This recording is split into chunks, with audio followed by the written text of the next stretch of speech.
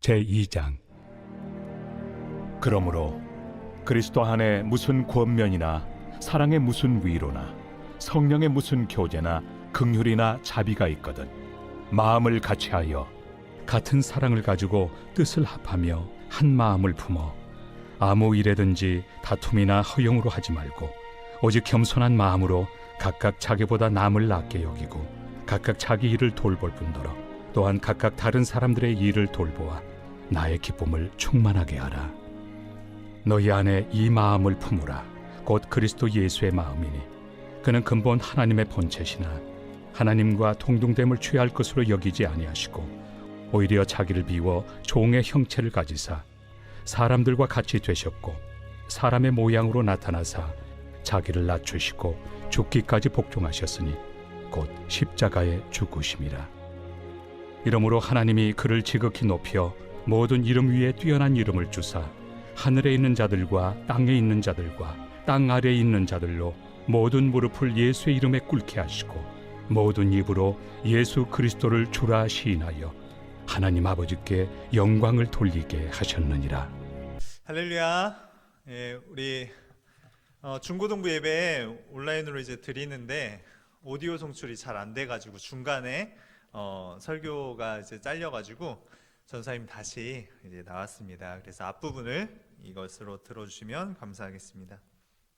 성경은 공동체를 엄청나게 중요시합니다. 이 공동체라는 말은요, 아무에게나 붙일 수 없는 말이에요. 공동체라는 말도 있고 모임이라는 말도 있는데 이 두 의미가 같은 것 같아 보여도 같지 않아요. 좀 다릅니다.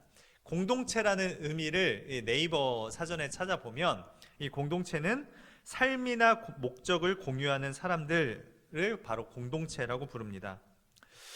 이 공동체라고 함은 삶과 이 목적을 공유할 때 공동체라고 부를 수 있어요. 그래서 수많은 무리들이 모여도 삶과 목적을 공유하지 않으면 그건 공동체라고 하기 힘듭니다. 예를 들어서 여러분들이 그 각 반에 이제 반별로 이제 있는데 같은 반 친구라고 해도 삶을 나누지 않고 목적을 나누지 않으면 그건 공동체가 아니라 그냥 같은 반이에요. 그런데 우리 일산교회 중고등부 카이로스 중고등부 이 공동체는 바로 하나님의 공동체입니다. 이 공동체는 이 예배 드림뿐만 아니라 예배 드림을 통해서 또 우리의 삶과 목적을 나누어야 할 이유가 있습니다. 그래서 매년 전사님이 아까 보여준 것처럼 2022년 하나님의 꿈 예수의 심장이라는 표어로 2022년을 달려갈 텐데 여기 그 마크 보면은 지금은 안 보이지만 마크 보면 십자가 마크 있고 그 다음에 이제 그 심전도 마크가 있어요. 심장을 두근두근 뛰는 전사님이 부정맥 수술을 받아서 그런지 이 심전도가 이렇게 어떻게 하는지 이제는 다 알 것 같아요. 전문가가 된 것 같을 정도로 심전도를 많이 측정했는데 예수님의 십자가의 사랑이 우리를 가슴 뛰게 하고 그 십자가의 사랑으로 그 심장, 예수님의 심장을 우리가 받을 때 우리는 하나님의 사람으로 우리 아름다운 일산교회 공동체를 이루어갈 수 있다는 것이에요. 그래서 우리 공동체로서 우리가 무엇을 이뤄가야 하는지, 진정한 공동체가 되기 위해서 무엇이 필요한지 우리 세 가지만 보도록 하겠습니다. 첫 번째로는 한 마음을 품는 것입니다. 한 마음을 품는다는 것은 너무 간단해 보이지만 너무 어려운 일입니다. 한 마음을 품는다는 것은 내 뜻을 모든 사람들이 다 내 뜻과 같았으면 좋겠다라고 해서 그 내 마음을 다른 사람들에게 전가하고 다른 사람들에게 내 마음과 같았으면 좋겠다라고 해서 욕심을 부리는 것이 공동체가 아니에요. 한 마음이라고 하는 것은 어떤 마음이냐? 내 마음도 아니고 전도사님 마음도 아니고 선생님들 마음도 아니고 여러분들의 마음도 아니에요. 그러면 어떤 마음이냐? 5절 말씀에 너희 안에 이 마음을 품으라 곧 그리스도 예수의 마음이니 라고 되어 있어요. 어떤 마음이에요? 그리스도 예수의 마음을 품으래요. 예수의 마음. 한 사람 한 사람이 다 예수 그리스도의 마음을 품는 거예요. 그래서 우리가 성격은 다르고 생각도 다르고 살아온 환경도 다르지만 우리가 내 뜻을 관철시키고 내 뜻을 표현하는 게 교회가 아니라, 이 교회 공동체라는 것은 우리가 서로 다른 생각을 가지고 있어도 그 마음을 다 내려놓고 예수님이라면 어떻게 하실까, 예수님의 말씀대로 생각하고 예수님 말씀대로 살아가는 것이 바로 한 마음을 품는 것입니다. 아프리카의 한 국립공원에 사자 무리들이 이제 공동체를 이루며 가고 있었어요. 그런데 이 사자가 아기 사자를 낳았어요. 아기 사자를 낳았는데 며칠 지나지 않아서 이 아기 사자가 길을 잃었습니다. 그래서 이 공원 관리자가 이 아기 사자를 혼자 둘 수 없으니 그냥 동물원에 강아지들과 같이 이제 무리를 섞어 놓았어요. 그래서 고아가 된 다른 아기 사자는 강아지랑 같이 이제 사육되는데 자기가 사자인지도 몰라요. 그냥 강아지처럼 귀여움도 표현하고 강아지 사료를 먹어가면서 그렇게 커갑니다. 그런데 이놈의 강아지들이 자기가 좀 더 크다고 아기 사자를 계속해서 괴롭혔어요. 아기 사자는 동물의 왕이라는 신분에 걸맞지 않게 강아지 무리의 위세에 눌려서 지냈어요. 항상 늘 외톨이였고 괴롭힘을 당했습니다. 그래서 그런데 이 사육사가 이 아기 사자를 좀 측은히 여겼는지 강아지들은 사료를 주고 이번에는 익히지 않은 그냥 생 닭고기를 한번 줘봤답니다. 그래서 또 이제 강아지들이 이제 괴롭히기 시작했겠죠. 그런데 이 아기 사자가 생 닭을 입에 무는 순간 놀라운 반전이 일어났다고 합니다.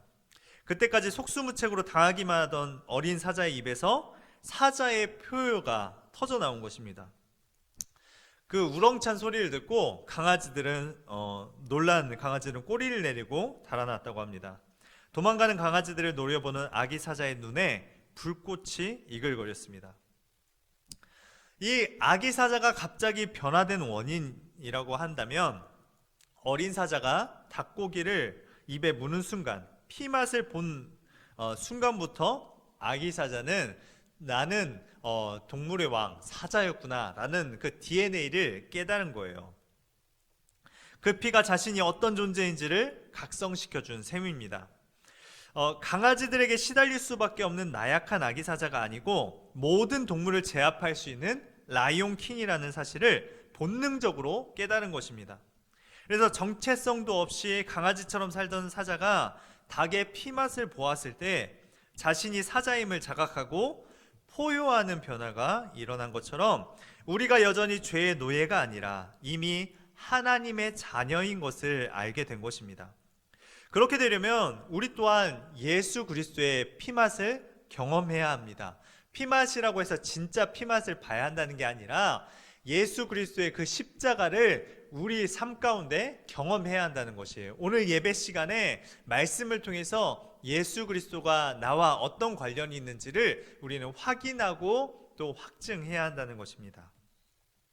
죄로 말미암아 죽은 내 마음을 참 생명이신 예수의 마음으로 우리는 교체해야 합니다. 심장을 교체하면 내 속에 흐르는 피는 더 이상 내 피가 아니라 예수 심장으로 솟는 피로 바뀌게 되는 것입니다. 그래서 우리는 온통 예수 보혈로 가득하게 되는 것이에요. 내 속에 있는 속사람, 더러운 죄악들을 벗어버리고 우리의 생각과 마음은 예수의 마음을 품게 되는 것이에요. 그래서 하나의 마음을, 예수의 마음을 품을 수 있게 되는 것입니다. 우리한테 두 번째로 요구되는 것은 낮아짐입니다. 낮아짐은 남을 나보다 더 밑으로 깔보는 게 아니에요.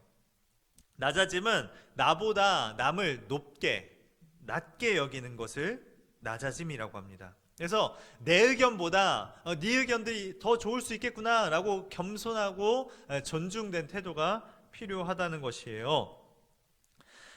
그래서 여기 있는 다른 사람의 의견이 나보다 더 나을 수 있다는 걸 항상 깔고 있어야 되는 거예요. 이 학생의 예배가 하나 준비되는 과정, 여기에서 일어나는 과정에 대해서 내가 다 알지는 못하지만 아마 내가 생각한 것보다 더 나은 것으로 준비가 되었구나 라고 생각하는 사람한테 그 예배의 은혜가 되는 거예요. 보면서 평가하고 판단하고 저 전사님 왜 이러지? 내가 하면 저것보다 잘할 텐데 라는 그런 생각을 가질 때 은혜는 안 되는 것입니다. 그리고 나서 그 예수님이 어떻게 하신 이야기가 나오냐면 그분이 십자가를 지신 이야기가 나옵니다. 그래서 6절부터 8절 말씀에 나오면 6절부터 8절 말씀에 예수님께서 어떻게 하셨는지, 예수님의 마음은 무엇인지가 나와요. 6절부터 8절 제가 읽어드릴게요. 그는 근본 하나님의 본체시나 하나님과 동등됨을 취할 것으로 여기지 아니하시고 오히려 자기를 비워 종의 형체를 가지사 사람들과 같이 되셨고 사람의 모양으로 나타나사 자기를 낮추시고 죽기까지 복종하셨으니 곧 십자가에 죽으심이라. 아멘. 영적 심장의 교체법은 간단합니다. 십자가를 통해서 자기 부인하는 거예요. 나는 죽고 내 안에 예수 그리스도가 사는 것, 그러면 됩니다. 자아를 고집하고 자기중심적인 인간의 심장을 대신 십자가의 희생까지 감당하신 예수의 심장으로 바꾸면 우선 자신이 십자가의 자아를 못 박아 예수와 함께 죽으면 됩니다. 그리고 예수와 함께 다시 사는 부활을 경험하는 그 거듭남을 통해서 심장이 완전히 교체되는 것이에요. 심장 수술을 아무리 많이 해도 새 심장이 아니면, 이 중고 심장이면 내 심장인데 계속 고치면 부정맥도, 전사님이 이제 부정맥 이 우심방에 있는 그 전기를 계속 이상한 그 전기 자극을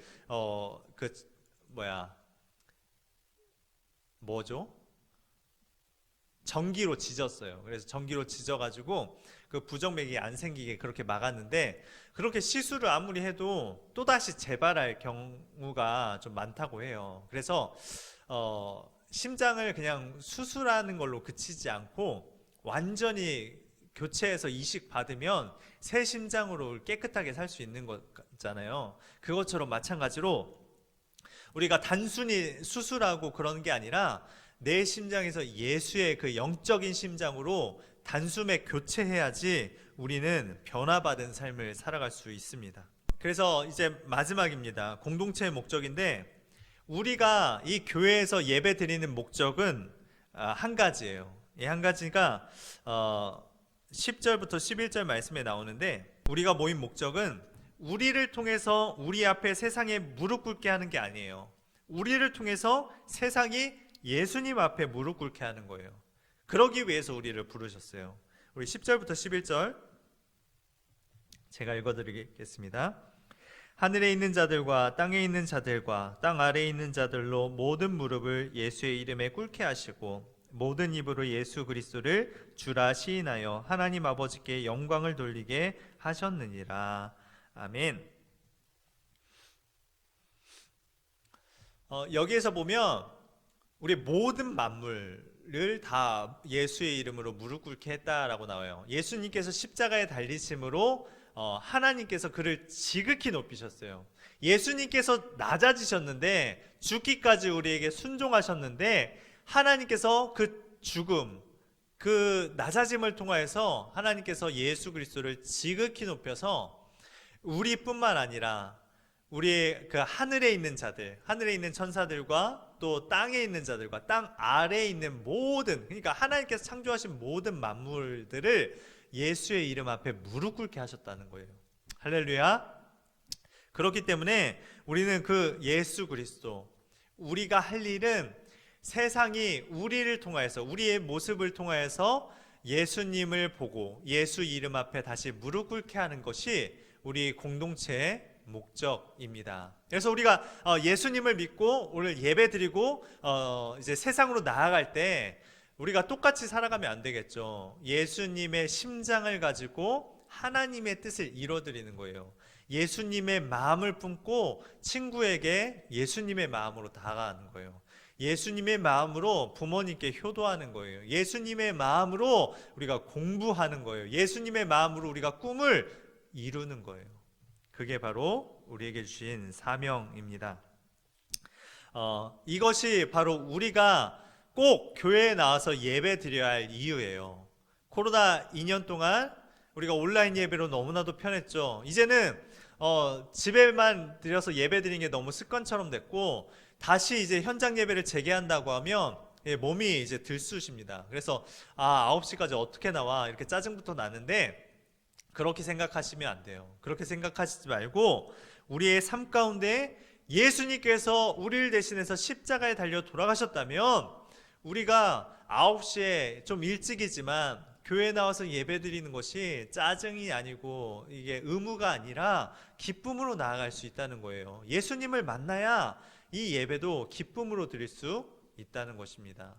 예수님을 꼭 만나길 소망합니다. 그래야 우리 삶과 목적을 공유할 수 있어요. 나 이렇게 힘들었는데 예수님께서 나 이렇게 구원해 주셨어. 나 이렇게 힘들었는데 내가 오늘 그렇지만 그럼에도 불구하고 예수님 앞에 믿음으로 나아갔더니 하나님께서 나에게 이런 은혜를 허락해 주셨다고 우리가 고백할 수 있어야 합니다. 그래서 우리는 공동체를 요구합니다. 하나가 아니라 공동체를 요구해요. 혼자 예배 드릴 수 없어요. 혼자 예배할 수 없어요. 혼자 신앙생활 할 수 없어요. 그래서 교회는 우리가 꼭 필요한 것입니다. 그 교회가 바로 예수님을 믿는 불타는 심장이 되었으면 좋겠습니다.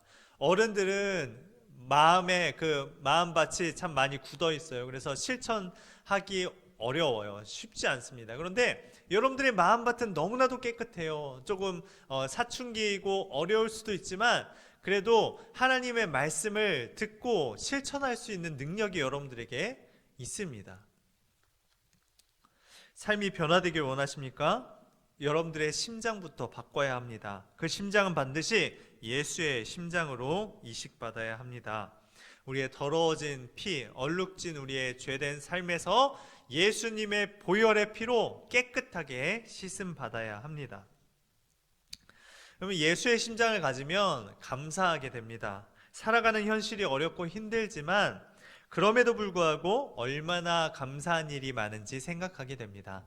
전사님도 부정맥으로 너무나도 힘들었지만 이렇게 숨 쉬는 것도 힘들고 찬양하는 것도 힘들고 계단을 오르내리는 것도 참 힘들었지만 하나님께서 이렇게 수술을 통해서 고쳐주셔서 얼마나 감사하게 살아가는지 모릅니다. 그리고 감사한 일들이 계속 생각나요. 예수의 심장은 또 우리에게 꿈을 주십니다. 우리의 생각과 의지를 내려놓고 하나님의 소원이 내 소원이 되어서 그분 뜻 아래 통치를 받게 되는 새로운 삶을 살아갑니다. 다른 이들과 비슷하거나 우월한 스펙이 있어서 특별한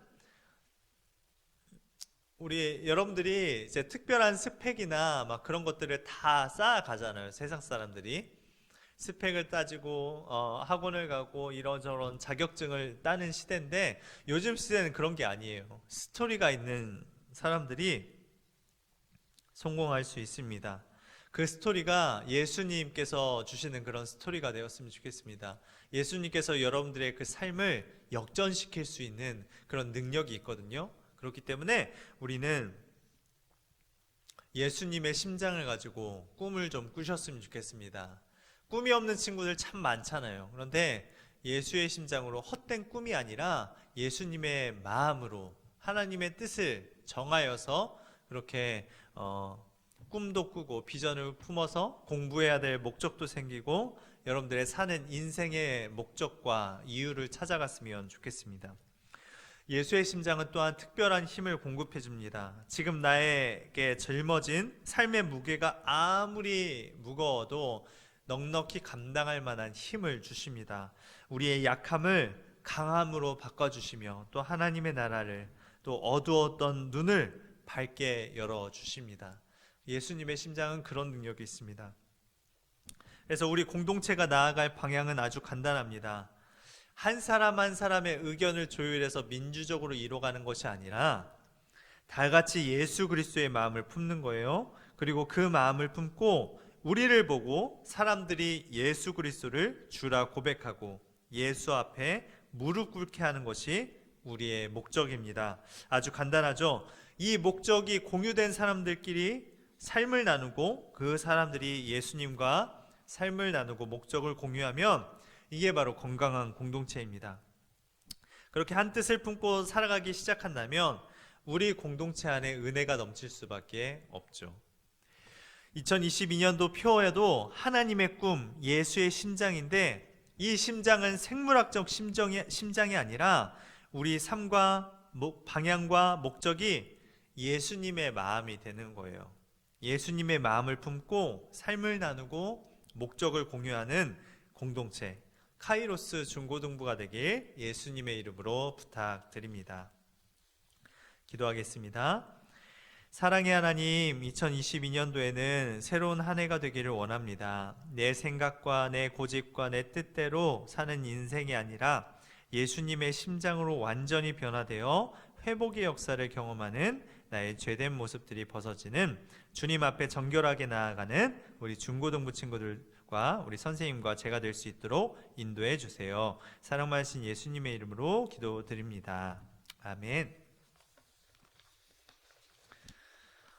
광고의 말씀을 간단히 드릴게요. 이제 음성이 나가지 않아서 집사님께서 광고하신 내용은 이제 다음 주부터는 우리 중고등부 예배가 온전히 대면 예배로 드립니다. 그렇기 때문에 이제 점점씩 이제 온라인 예배로는 송출을 안 할 계획이에요. 여러분들 그렇기 때문에 꼭 이제 교회에 와서만 예배 드릴 수 있기 때문에 여러분들 다음 주부터 꼭 교회 9시에 나오셔서 함께 예배 드리고 찬양하며 우리 중고등부 우리 하나님께 영광 돌리는 귀한 시간이 되었으면 좋겠습니다. 그리고 다음 주부터 이제 반별 선생님을 이제 같이 이제 소개하고 반이 이제 어떻게 구성될지 다음 주에 인사하면서 반별로 배정받도록 하겠습니다. 그럼 한 주간도 하나님의 꿈을 꾸고 예수님의 심장으로 살아가는 우리 중고등부 친구들 되었으면 좋겠습니다. 그럼 한 주간 믿음으로 승리하세요.